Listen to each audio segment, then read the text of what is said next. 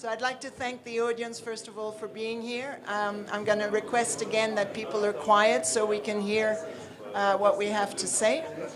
I'm the director, as Carlos says, to the WISe.ART platform. It's a secured platform, which obviously is powered by WiseKey. There is a KYC process. There is also a vetting process. So this is how we differentiate ourselves from most other platforms. And we've got a great panel of speakers. We've got Andrew, if we can have your attention. We've got Antoine Sarraute, who is the founder of Wakweli, and he will tell you more about that. We've got Angela Pan from China, but also from Canada, right? Yeah. And then we've got Monty Metzger, who's just written a book. He'll tell you more about that as well. It's right there, and I can tell you it's about tokenization. We've got Cindia Luest, who is the author and the conceiver, I would say, of Spice Journeys, which is it's a very clever mix of art and food and digitalization and tokenization. And then we've got Yves Holenstein, who's part of Bitcoin, if I understand correctly. Yeah. And then we've got Georg Back. Georg Back, we've known each other for a while. He's from Zug, and he's an art historian specialized in digital art and also runs and advises on various platforms and museums for curatorship, and is the great founder now of the Art Basel Digital Mile, which will take place for the first time during Art Basel Week in June. And then we've got Andreas, who will be co-moderating with me. He's our genius developer and innovation chief operator, and I don't know what else that to say on the title. But we've been working together as well for the last 2 years. So thank you very much for being here, everybody. We will have a Q&A at the end of the session, so please hold your questions to the end, and I hope there's plenty. I'd also quickly like to say that we have a little award ceremony because every year WISe.ART hands out 10 excellence awards for the various categories that we have. They've been on the film, which is in the room next door. And one of the artists is present here with us. His name is Ilan Anoufa, and he's got a very cute bear that he makes, and he makes them in all sizes. He's got monumental outdoor installations all over, in Paris, in the south of Spain, everywhere in Dubai. He also is a digital artist. And he now does collaborations with people like Lenny Kravitz, and you've got the example next door, but the Rolling Stones, etc. And then we've got another artist, Pedro Sandoval, whom I think you've already met this afternoon. And he's going to work on the Renaissance art, but does loads of different art appropriation videos and digital versions. So here we go.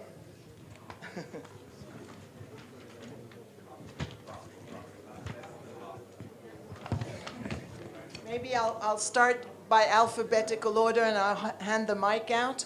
So maybe you can all introduce yourselves and tell us exactly what you do. So maybe I'll start with Georg Back, being a B. And yeah, so digital art, is that the right terminology, or tell us more?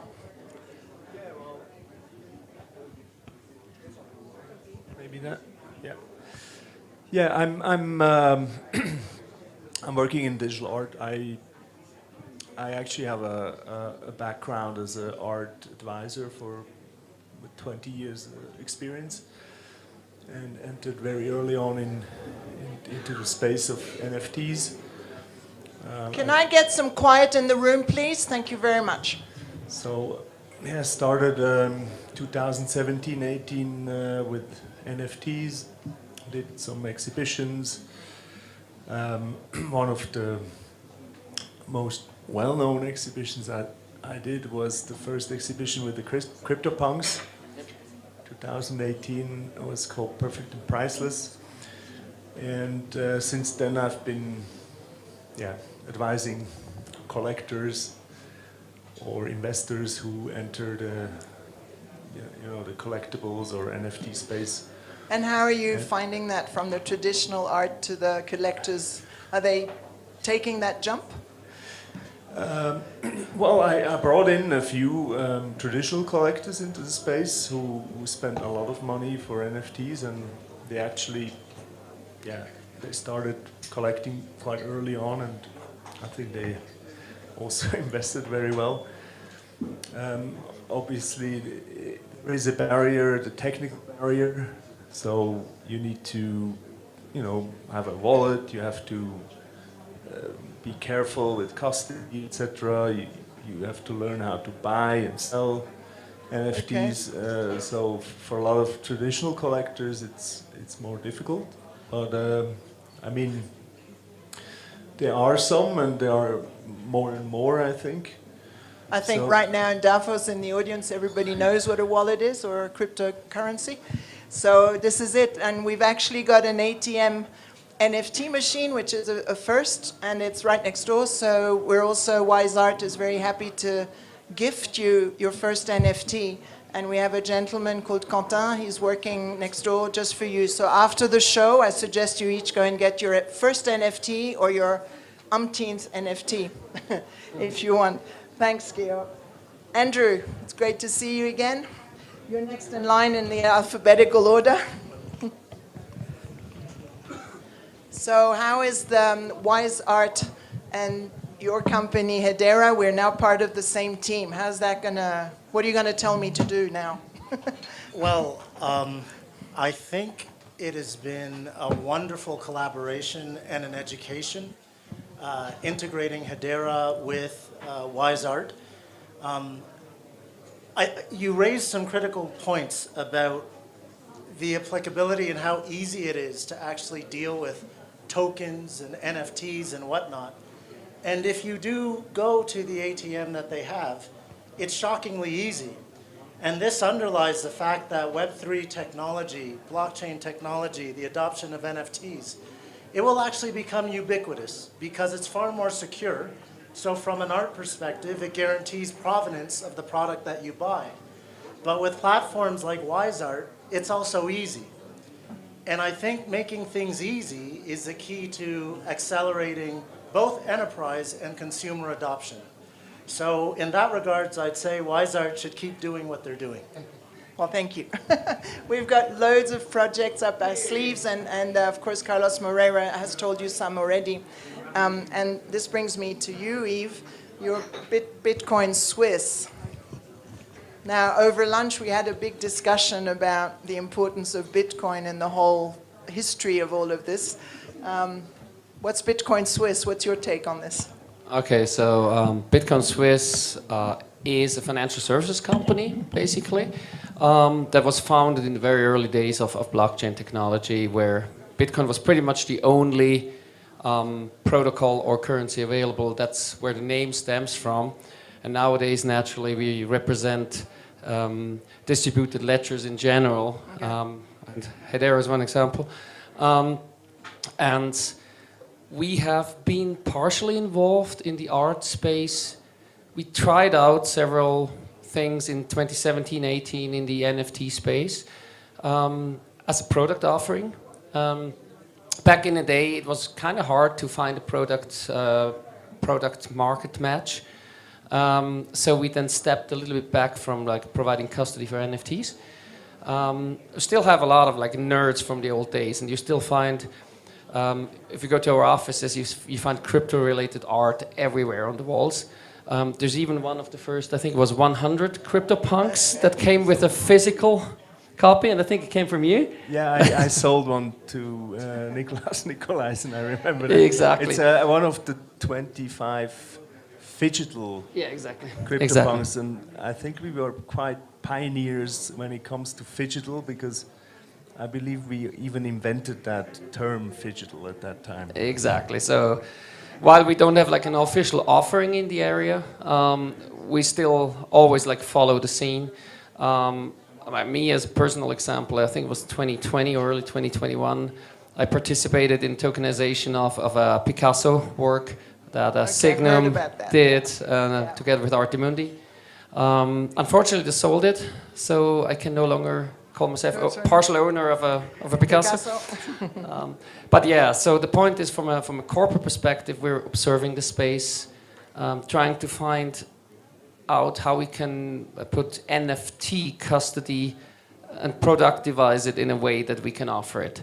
And I think that's something where then rather your platform comes into play, which probably does a better job at bridging that to the clients. Well, we'll come back and talk to you and your clients, huh? Because we're both Georg and I can be art advisors on different platforms. That's okay. The more, the merrier. Now I'd like to introduce a completely different concept, and that's Cindia's. Cindia's has written a book about gastronomy, mainly, and art, and the digital sector. So tell us about Spice Journeys and the movie. Yeah, so hi everybody. 16, thanks for having me here. I'm passionate about Web3 and very happy to be here. As she mentioned, I've written a novel, which I'm holding. It's called The Spice Temple, The Journey Begins. It's a work of literary fiction, and I call it culinary fiction because I use food as a metaphor. And it takes you basically on sort of travel journeys, and it's also light touch social causes. So with that story world, I've also created an accompanying book, and there'll be an innovative app that goes with it. And I'm more excited about the app because it will be a precursor to like other Web3 experiences. So that will have the images from the dishes I describe in the novel, from some of the world's best chefs. I'm very lucky. Artworks that represent characters, themes, and scenes. And you've got Benedict Hadley, who's a WISe.ART artist. Exactly, so, which yeah. I will mention that in a minute, yeah. And so it also has ideas for conversations. And so that particular app in that book, I had curated the art, so I've been going to Art Basel for years and all the satellite events. And over the years, I've become friends with many of the artists as well. And I felt like it needed another edge. And I got really interested in NFTs and also metaverse and everything kind of Web3.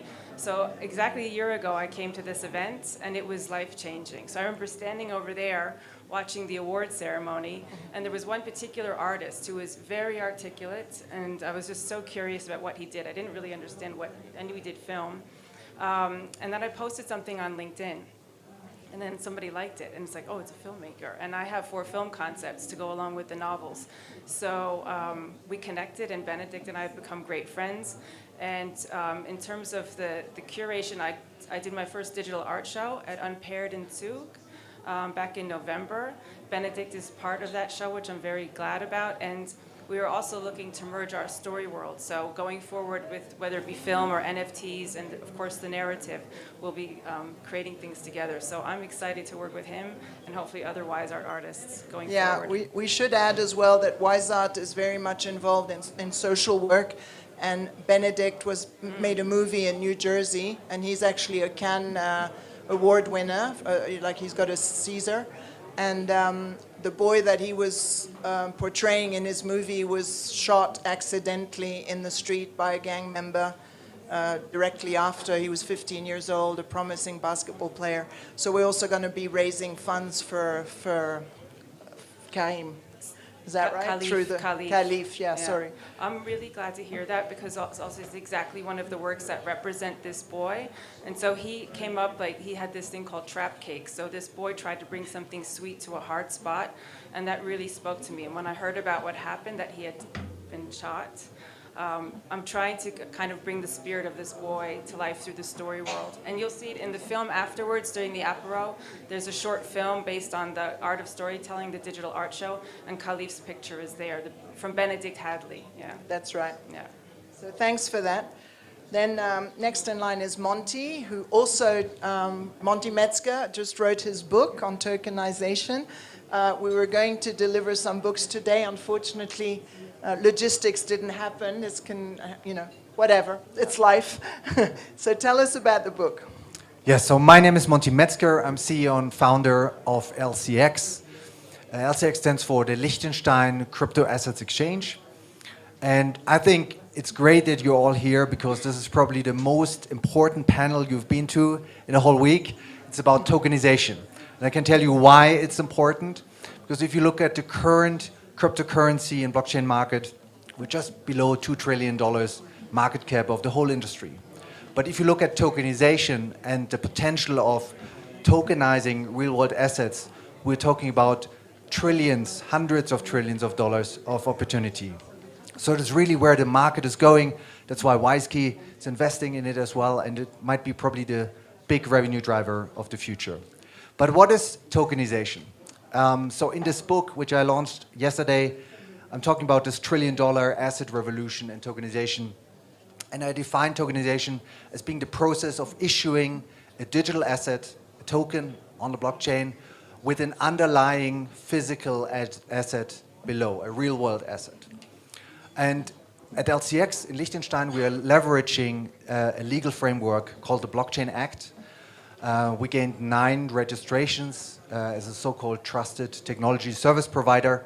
And one of these roles is the so-called physical validator, which is like a notary making sure that the underlying asset is actually there.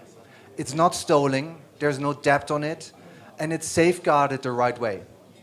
And to get the registration, we talked to the regulator and we looked for a very simple use case. And we started out with diamonds. So we tokenized diamonds 101. The project is called Diamonds.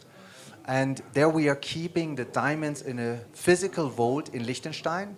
And you can buy the NFT as an ownership token to this underlying asset.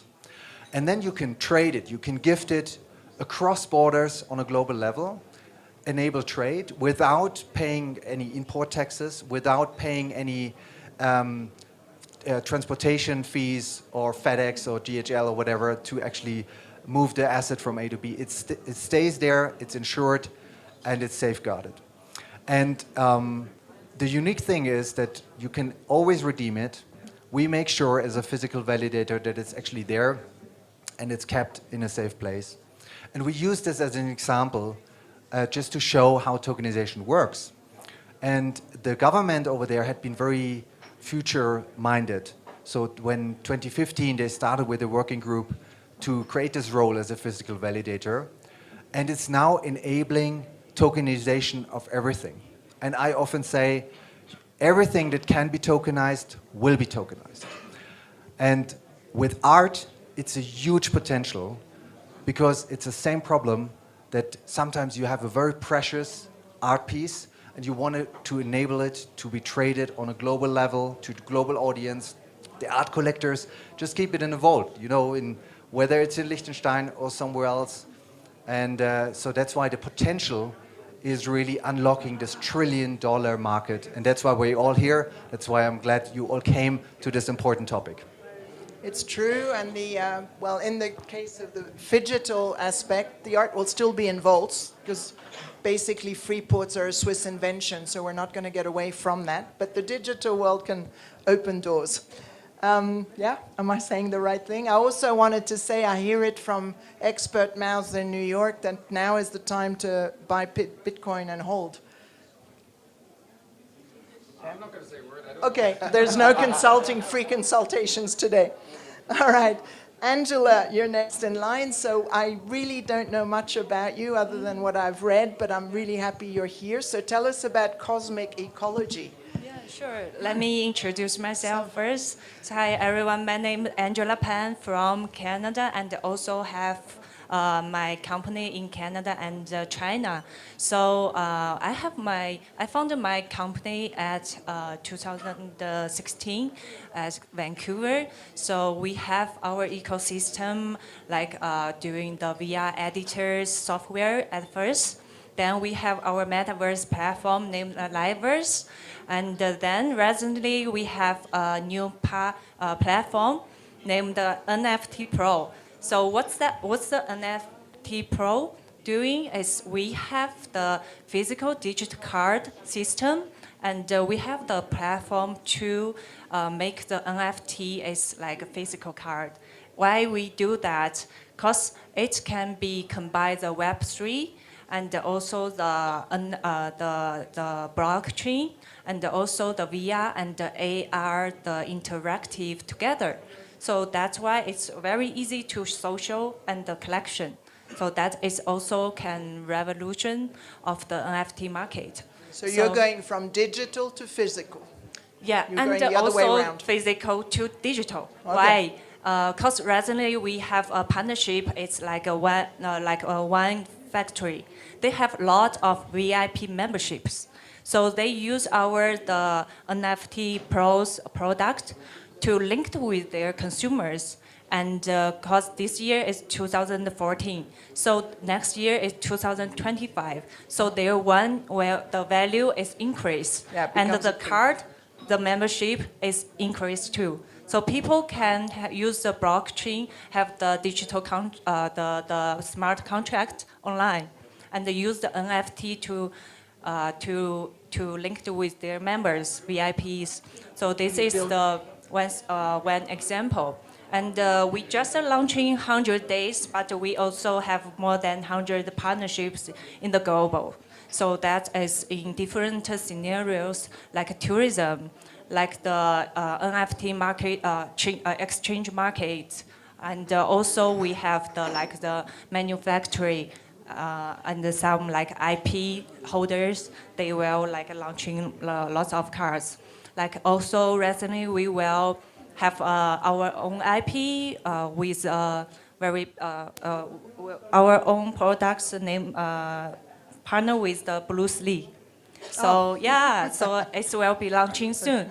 So everyone will get the Bruce Lee's card, maybe international and also in China too. Yeah. Just goes to show with NFTs, you can go from diamonds to food to martial arts to bonnets. Yeah, they're all. So the NFTs that we're giving away today, they're dated, and probably next year we'll have other ones. So the ones you get today for free will probably be worth something next year, right? And also we prepare some gifts. This is partnership with AI and the Web3 platform. And this is their VIP card, so everyone can scan it and get the VIP card, the physical and the digital one.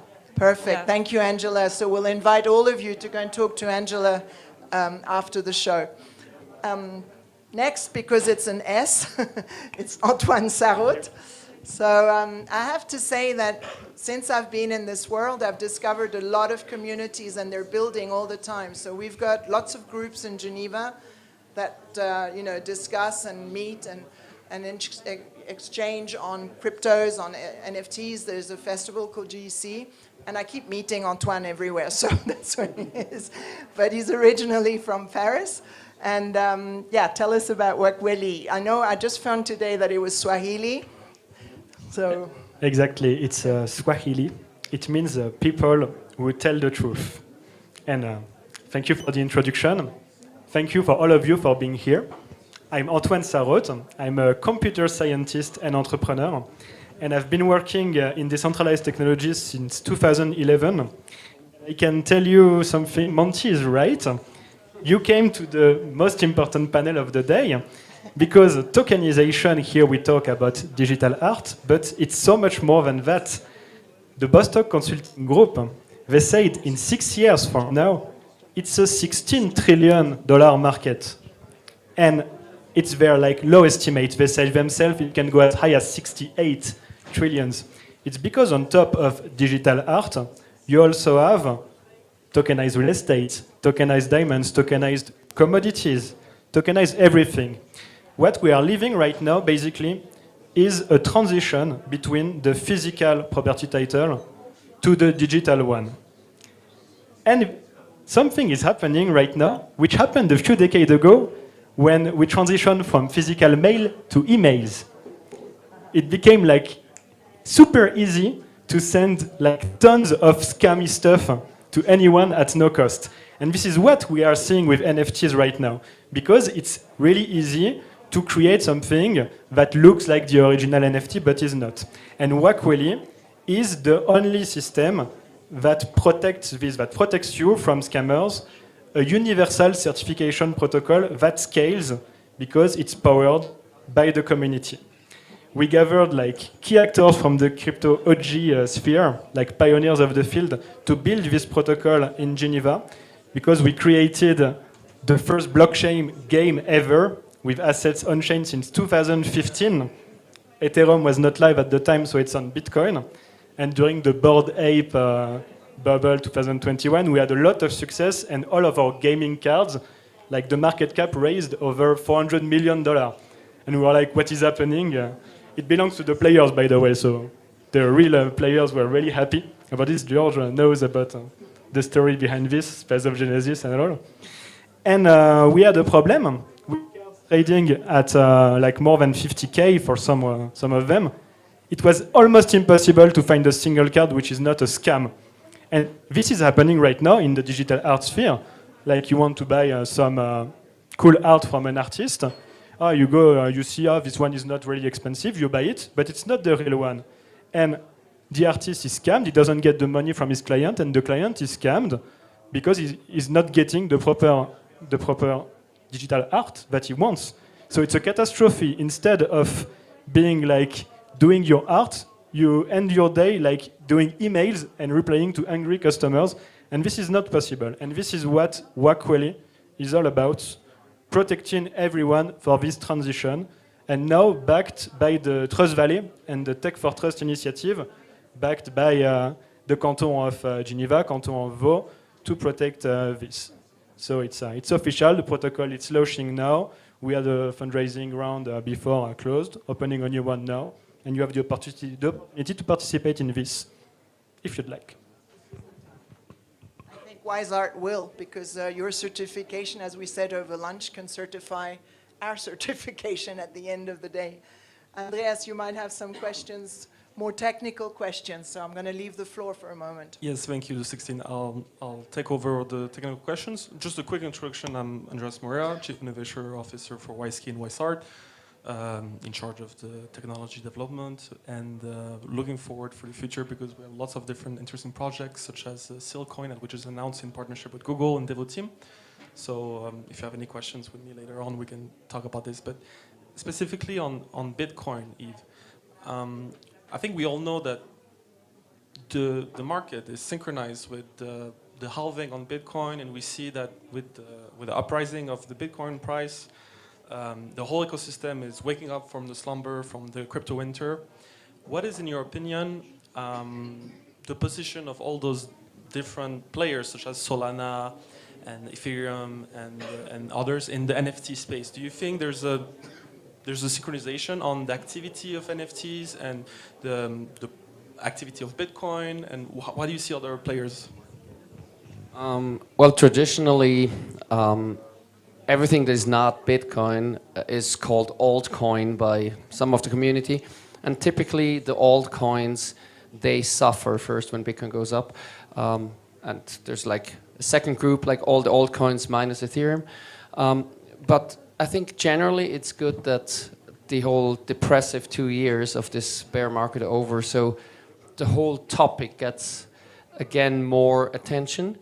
I think a lot of companies and projects have been building for those 2 years. If they didn't run out of money, they continued building, and a lot of them are launching really good products and technologies. A lot of the underlying protocols have like shifted in focus. You just mentioned Solana, which was originally built as a high-frequency trading protocol, and somehow, because of some stability issues mainly, wasn't used for that purpose, but actually was more adopted by the gaming and the NFT scene. Then there's Tezos that also had an NFT kind of usage group. But then again, that correlates a lot with, let's say, those mass pieces of generative art, or let's say combined art. I don't know the actual term when you look at the Bored Apes or the punks, where you have like 10,000 variations with certain rareness factors, etc. But I think there's like, and that may be different opinion than you have, there's like a difference of those tens of thousands of such collections that come up with everybody just trying to make a big buck, as opposed to the, let's say, serious art that just wants to have a proper distribution channel on the one hand and opening up new target groups, but then also on the other hand groups that want to democratize access to art, because I mean there's this movement also where community is like assembling to buy pieces of art or tokenized versions of pieces of art to prevent them from just being buried in a vault for the next 20 years, but actually have like crowdsourcing to have a fractionalized ownership and then ensure that the pieces of art actually get displayed in museums, etc. And so I think there's like these two different areas. And I believe it's more like blockchains or ledgers that focus on those topics, like Hedera, that will capture more of that serious topic. Whereas Ethereum still has a very big share. I think over time, user experience is key. And that means you need a platform that is making it easy and a technology underlying that makes it easy. So I think there's a shift to those specialized protocols. Awesome, thank you very much. And talking about the Hedera, I mean, I would like to ask you, Andrew, a question. In your opinion, can you discuss the impact of tokenization on artists' ability to monetize their work and reach a more global audience? What is it in your opinion? Okay. I think I'll start with a discussion on what Hedera is and what the network is, because what that does is it enables us to understand the scope and scale of what we can offer. So Hedera is unequivocally, by way of transactions, the largest distributed ledger in the world. We have processed at this point on our mainnet over 23 or 24 billion transactions. We are also the fastest major distributed ledger in the world with the ability to process up to 10,000 transactions per second. Another unique feature of Hedera is that our gas fees, which is something that developers are very, very familiar with. So every time the price of Bitcoin goes up, your transaction fees goes up. Well, in our case, our gas fees are pegged to the US dollar, and they are set at a low 1/1000th of a dollar, or about 0.0001 of a US dollar. Why is that relevant? Very briefly, it means you are able to deploy applications that have broad applicability even in emerging markets. So poor artist or an artist who emanates from a poor country has the same access to the technology as an artist that resides in a wealthy country. So that gives an underlying scope of what Hedera does. I want to just add one thing about what I can do as part of the Hasgraph Association. There are many people who have projects, particularly that have an interest in raising capital in the Web3 space. The Hasgraph Association and the affiliated entities, actually, we invest in these projects. So if you have an opportunity, you have a good concept that is running live and you have an interest, please reach out to me directly so that we can perhaps support you on your journey. And the reason why I bring that up was I was actually very, very interested in the Liechtenstein exchange. Because we have such a high volume of transactions, we also tend to have a good specialty or connection with enterprises who are implementing Web3 and blockchain. So I hope I've covered it without consuming too much time. Thanks, Andrew. I'm going to take over again, just to also remind everybody or inform everybody that WISE.ART is really open to a whole lot of projects, and we do many different things. And it's interesting, and we have NFTs going from $50 to $250,000, and we're looking for people like Hedera, to help us develop and grow, and thanks for your investment. That's been great. So I'll just continue quickly. I'm sorry, I'm cutting it a little bit short, but we are running out of time. And one of the artists who won a prize this year for 2023 is our good friend Ilan Anufa, and he's got, as I said, the bear in the other room. But I'd like him to get your prize. You'll get your prize in a minute.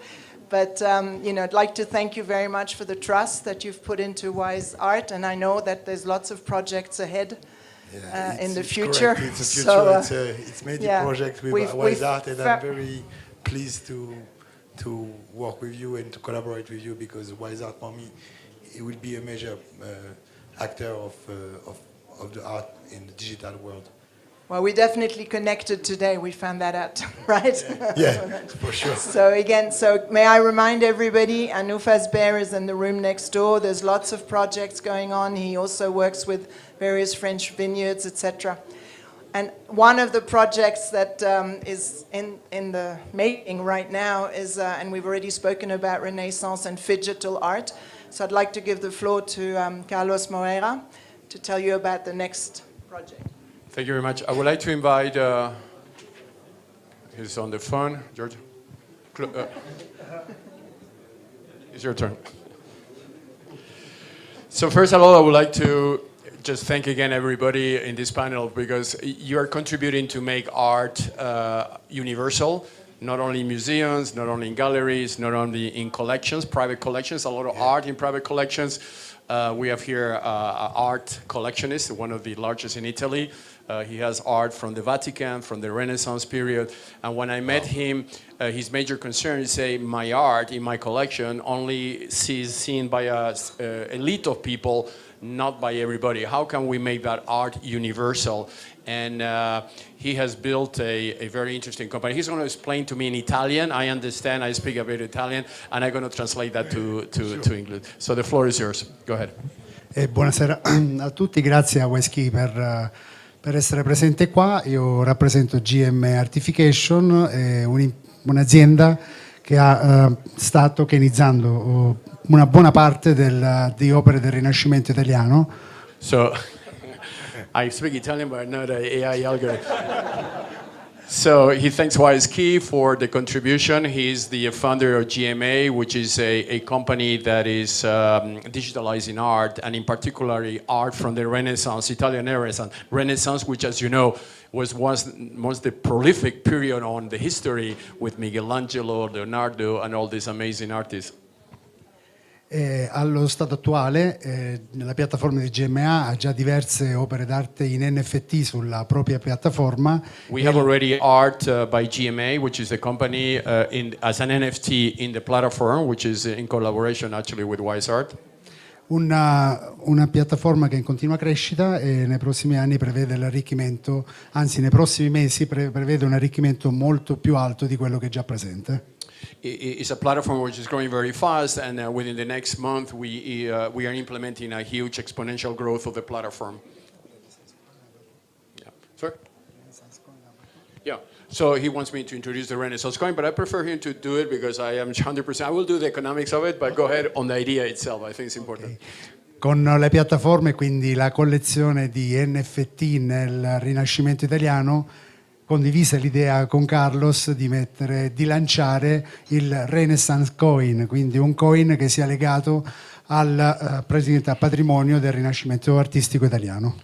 So he met with me, and we were actually together in Rome, where he has several galleries and collections, and we agreed to combine the entire Renaissance collection that he has, value that collection by a third-party audit process, and then tokenizing the connection through the launch of what we call Renaissance Coin.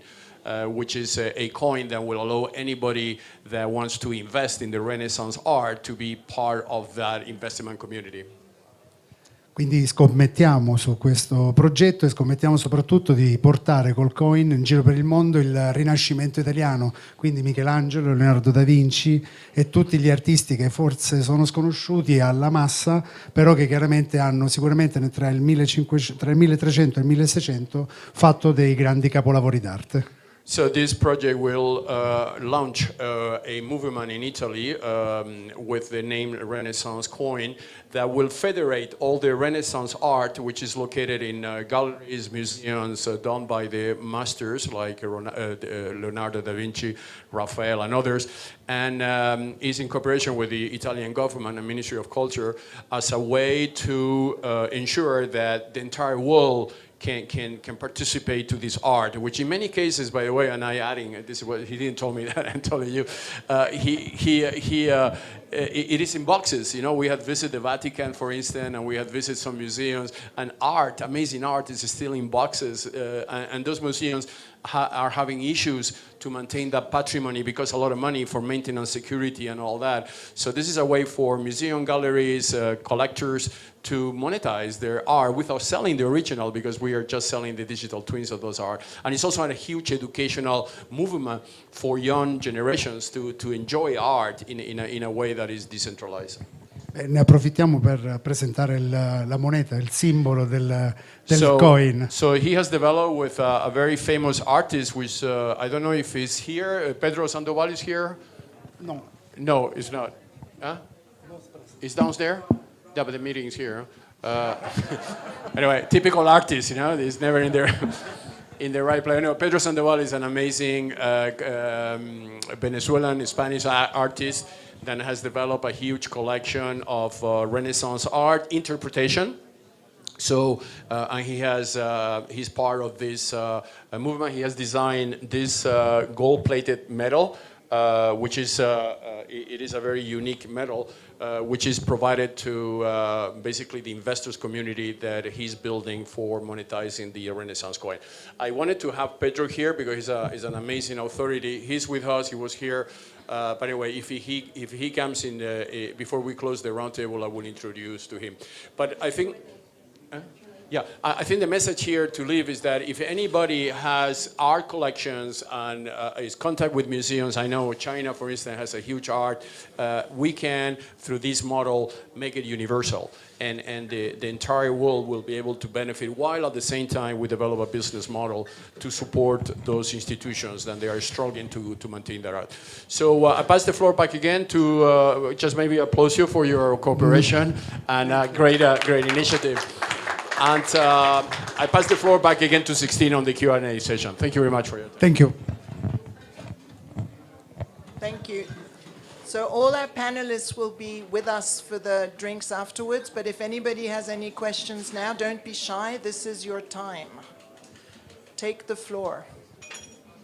Did anyone understand anything? Completely. So I have a question for information. I'm hungry for some information. So Andrew and forgive me, I don't remember his name, from Liechtenstein. Monty. Thank you, Monty. My name is Sarah. I'm very curious to know what you're seeing on the ledger and what you're seeing in your research about art genres that are coming up. And I don't mean the cost of them or the value of them. I mean, what's happening? Who's making what? Where do you see growth in exciting, innovative artists around the world?